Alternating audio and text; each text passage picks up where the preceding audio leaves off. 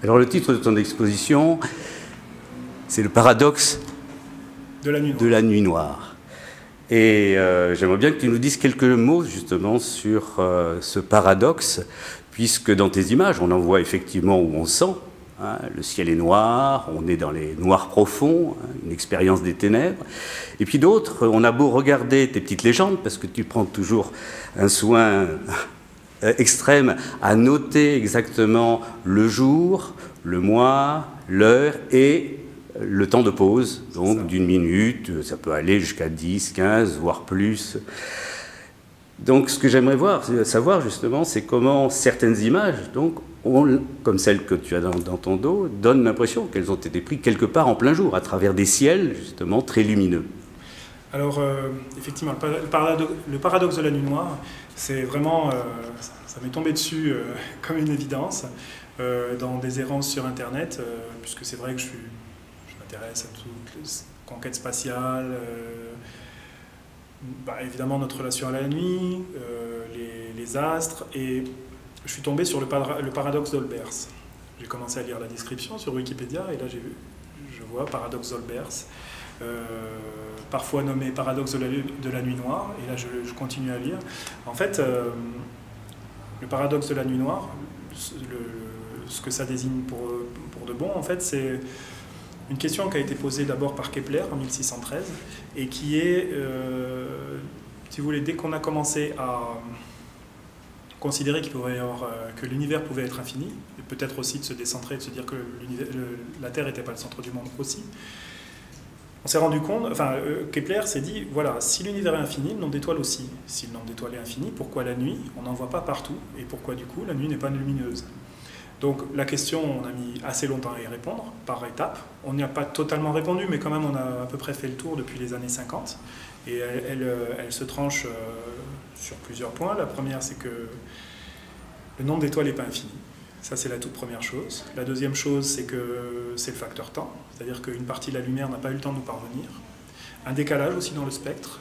C'est-à-dire que ce décalage dans le spectre mène en fait la lumière des étoiles les plus lointaines dans les infrarouges, chose qu'on ne peut pas percevoir. Et moi, ce qui m'intéressait bien dans cette chose-là, et c'est d'ailleurs tout mon rapport par rapport à la pause longue, c'est que les photons, la lumière, c'est comme un fluide. Souvent, par exemple, il m'arrive de faire des workshops et je donne l'exemple du lavabo. Un lavabo, il se remplira d'une manière ou d'une autre, même au compte-gouttes. Du moment que le robinet est ouvert, il finit par se remplir. C'est qu'une question de temps. Et la nuit, le noir total n'existe quasiment pas. Par contre, nos outils, bien sûr, nos yeux ont leurs limites. Ils peuvent ingurgiter une certaine quantité de lumière et sous ça, ils ne voient rien. Mais l'appareil, lui, si on le laisse suffisamment longtemps faire son œuvre, en tout cas enregistrer l'image ou la pellicule, si on lui laisse le temps de fixer la lumière, elle finira par trouver suffisamment de lumière pour faire une image lumineuse. Et donc, ce que j'essaye, il y a quelque chose de l'ordre de la peinture d'un côté dans mon travail, mais aussi de l'ordre de la magie. C'est des sortes de petites épiphanies que je peux avoir dans mes quêtes d'objets, d'autant plus que moi, une sorte de désir enfantin d'aller dans les lieux, parce qu'il faut bien au départ trouver le désir de départ pour bouger. Mais ensuite, très souvent, je me rends compte à quel point c'est intéressant que je prenne à revers mes désirs et que, par exemple, quand je regarde en contre-champ de ce que j'étais venu voir, là, d'un seul coup, quelque chose se passe et je passe des heures dans ce lieu. Donc, en fonction du sujet, des fois, il me semble intéressant, nécessaire, ou même ça renforce le sens, de surexposer mon image pour avoir vraiment une image extrêmement lumineuse. Soit pour qu'elle soit étrange, soit pour au contraire, comme sur cette image, qu'elle renforce le sujet même de l'image, parce que pour le coup c'était une résidence que j'ai faite. Oui, parce que justement tu parlais tout à l'heure de ce qui t'incite à démarrer une série, tu réponds souvent à des résidences. Hein, et la plupart des résidences, elles ont au cahier des charges un aspect aussi documentaire. Comment tu te situes justement dans ton propos qui est très conceptuel, on t'entend, qui est très poétique, et en même temps la résidence demandant quand même aussi une réponse quelque part de l'ordre du document. Je ne tomberai pas dans la posture en faisant le littéraire. Il n'empêche que par rapport à la littérature, ce qui m'intéresse beaucoup, c'est à quel point on peut, les meilleurs livres, en tout cas moi, on peut dire les meilleurs livres, ceux qu'on peut reprendre à plusieurs époques de sa vie et les lire différemment. Cet aspect stratifié d'une œuvre, c'est vraiment une chose à laquelle je tiens. C'est-à-dire que toutes mes images ont toutes les informations en elles. Et j'essaye de ne pas les retrancher. ni pour faire des images trop séduisantes, puisque c'est pas leur but, ni à l'inverse pour les rendre austères, pour montrer qu'elles sont réfléchies. Je veux juste simplement procéder par strates comme ça et inclure dans ces images comme celle-ci. Celle-ci, elle se suffit à elle-même.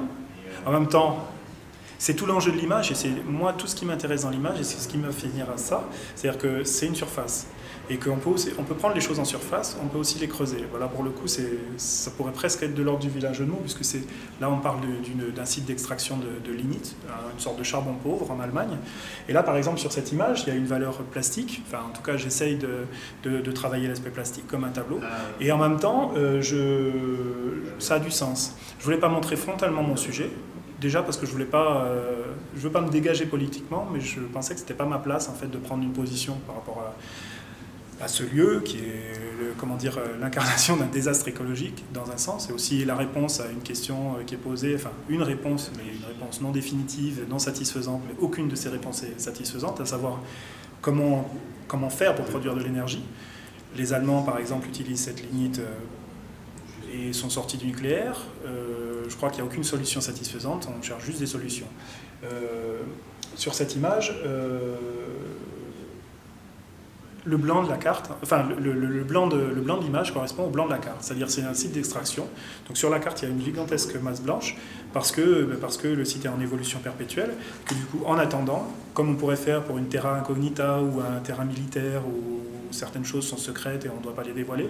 Mais là, sur la carte, c'était une zone blanche. Et d'un seul coup, je me suis dit, voilà, quand on utilise la photographie, on le sait bien, la lumière étant là, cette zone-là étant complètement noire et avec des machines illuminées à l'intérieur du trou, j'allais avoir une lumière qui allait sortir de cette excavation et j'allais avoir une zone irradiée de lumière. Et je me suis dit, c'est génial parce que du coup, c'est une manière de parler de quelque chose sans le montrer et en disant, voilà, vous n'avez qu'à creuser vous-même. Et aussi de mettre en rapport en fait la carte et l'image de son territoire.